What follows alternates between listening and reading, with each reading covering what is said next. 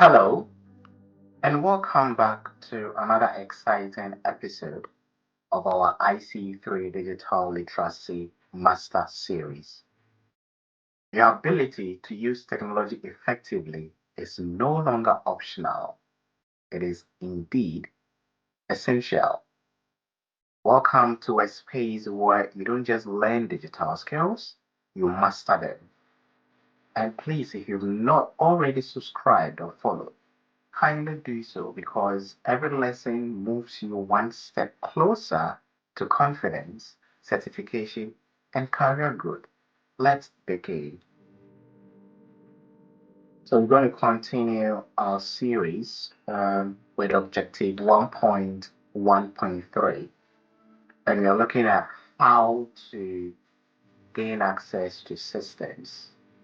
And before you can gain access to a system, you will need an account, and that will be the focus of lesson 1.1.3. Then I'll try to chip in some real world situations and why you need certain accounts to perform certain tasks.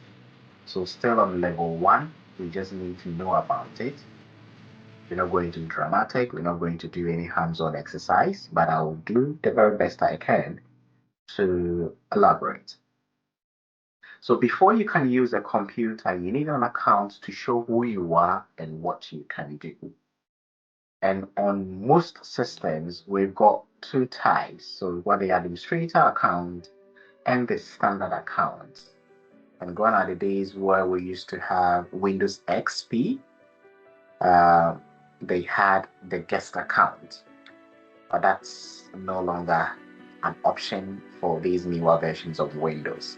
So particularly for Windows 10, Windows 11, Windows 8.0, Windows 7, yes, you see administrator account and standard user account.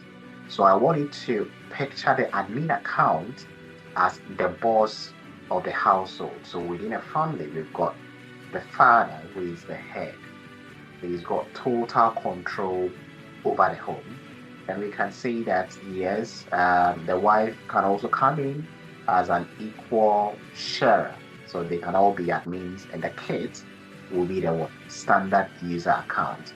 So for admin, they can make these big changes to our computer. So if you want to install a program, if you want to remove a program, if you want to change security settings that affect other users, then you will need an administrator account. So just get it straight. You just need to know it.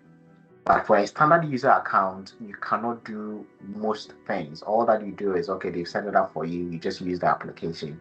But if something happens and you want to uninstall a program, you cannot.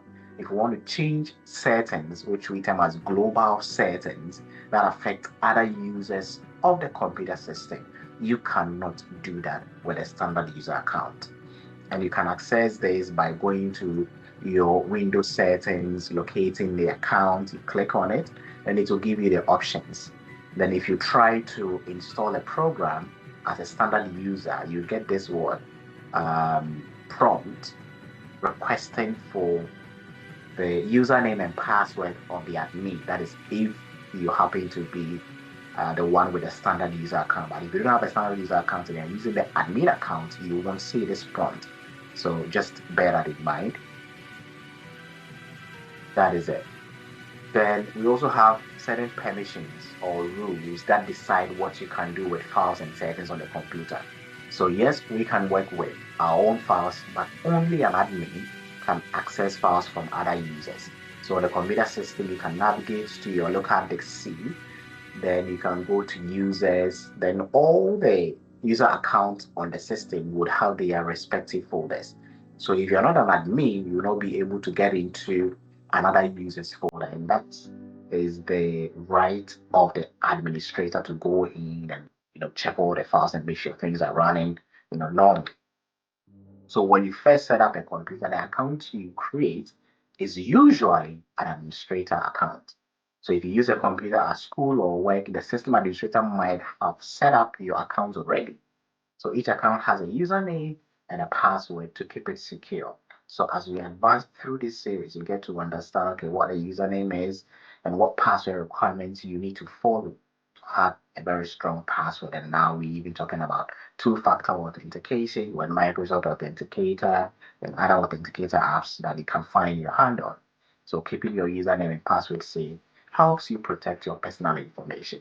So we'll delve deeper as we move through the various levels of technology basics. So this is just level one, and this is something you just need to know.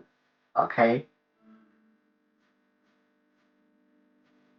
And now, yes, we've been through so many changes since the advent of computers way back the 1980s up to 2026 as we speak. So people are now moving into the cloud.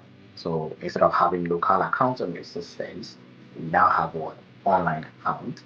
So whenever you are online browsing the internet, you go to Facebook, you go to Microsoft 365, you are on Amazon shopping, you need an online account with a secure password. So this will help you access and use different sites. So for example, if you want to buy something or change settings on a website, you might need a separate account for that site. Yeah. And some website like Microsoft, yes, you can use the same account everywhere on their site. And that's what we call a single sign-on. So once you sign in once, you have access to use Word, Excel, PowerPoint, Access, Outlook. I don't think that they have the online version for Access. Then when you sign into your Google environment, once you sign into Gmail, you have access to Google Drive, you have access to Google Sheets. So it's just a single sign-on. Then you get to enjoy technology. So have that in mind because we delve deeper.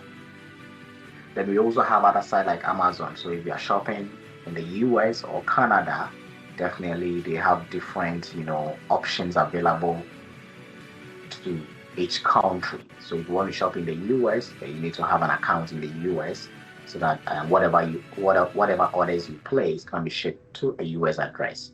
So that is how it works. And this is exactly what I wanted to demonstrate today. So this is just, a bite-sized training. I don't want it to be too, lengthy. Just grab it, bits and pieces, go over it, do a little bit of research. Okay, so Fifi spoke about account. Now, what did he say? He mentioned an admin account. He also mentioned a standard account and showed some images of where to even get to this account by going to your settings on your Windows Watch system. So once you go through all of these, now you're getting there. Your mind is opening to the possibility. Okay, so this is level one. That is interesting. So I can't wait to see level two, where you get to start doing stuff and you get there. Lessons. And please, if you've not subscribed, kindly do so and follow our series. Thank you so much for staying with me. Bye bye. See you in the next lesson.